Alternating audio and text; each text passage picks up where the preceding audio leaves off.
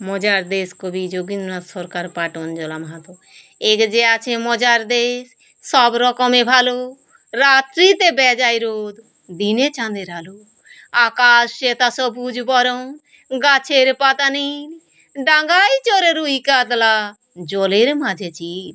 সেই দেশেতে বেড়াল পালায়, ন্যাংটি ইঁদুর দেখে, ছেলেরা খায় কাস্টর অয়েল, রসগোল্লা রেখে, মন্ডা মিঠাই তেতো সেথা, ওষুধ লাগে ভালো, অন্ধকারটা সাদা দেখায়, সাদা জিনিস কালো।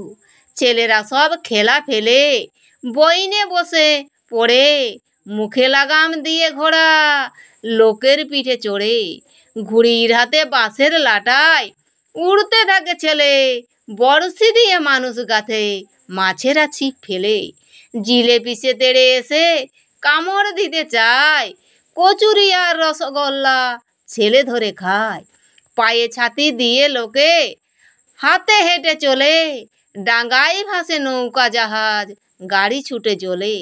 মজার দেশের মজার কথা বলবো কত আর, চোখ খুললে যায় না দেখা, মুদলে পরিষ্কার।